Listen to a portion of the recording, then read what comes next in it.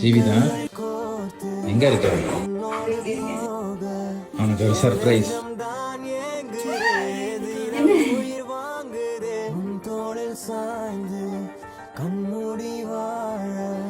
எப்படி? இதெல்லாம் நான் ரொம்ப கேட்டுட்டே இருந்தேன். நான் எப்படி சொல்றது, இது வாங்குற ஒண்ணுதான். ஆனா நான் வந்து வாங்காம அப்புறம் வாங்கிக்கலான்ட்டு அப்படியே ஓட்டிகிட்டே இருந்தேன். ஒரு நாள் சொன்னேன் யதார்த்தமா,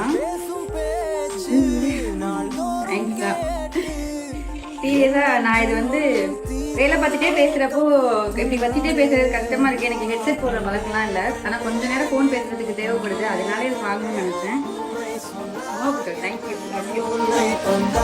தோசை சுட்டுட்டு இருக்கும்போது இப்படி ஒரு சர்ப்ரைஸ் கிஃப்டா அப்படின்னு சொல்லிட்டு அவங்க ரொம்ப ஹாப்பி ஆயிடுறாங்க.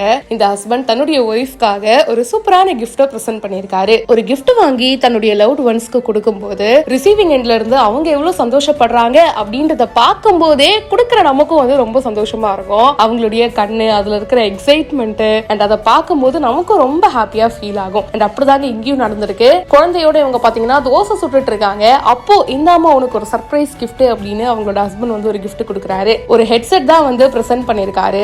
நான் இதை வாங்கணும்னு ரொம்ப நாளா நினைச்சிட்டு இருந்தேன். நான் வந்து ஹெட்செட் அவ்வளவா யூஸ் பண்ண மாட்டேங்க. பட் இருந்தாலும் ஆபீஸ் மீட்டிங், கால் அதெல்லாம் பேசும்போது ரொம்ப நீடடா இருந்தது. எதேச்சியா என்னைக்கோ ஒரு நாள் சொன்னேன், அதை ஞாபகம் வச்சுட்டு என்னுடைய புருஷன் வந்து வாங்கி கொடுத்திருக்காரு அப்படின்னு ரொம்ப ஹாப்பியா வந்து ஷேர் பண்ணிருக்காங்க.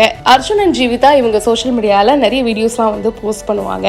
அந்த வரிசையில இந்த வீடியோவும் நிறைய பேருக்கு ரொம்ப பிடிச்சிருக்கு. ஒரு கிஃப்ட் கொடுக்கறோம்னா அது ரொம்ப காஸ்ட்லியா இருக்கணும் அப்படின்லாம் அவசியமே கிடையாது. என்ன தேவையோ அந்த தேவை அறிஞ்சு கரெக்டான நேரத்துல வந்து பிடிச்சத ஒரு கிஃப்டா கொடுக்கும் போது ரொம்ப மனசுக்கு சந்தோஷமா இருக்கும். அண்ட் அப்படிதான் இவங்களும் ஃபீல் பண்ணிருக்காங்க. இந்த வீடியோ பத்தின உங்களுடைய கருத்துக்களை கீழே கமெண்ட் பாக்ஸ்ல பதிவு பண்ணுங்க. மேலும் பல செய்திகள் பிஹைண்ட் வுட்ஸ்ல வந்துட்டே இருக்கு. இப்பவே சப்ஸ்கிரைப் பண்ணுங்க.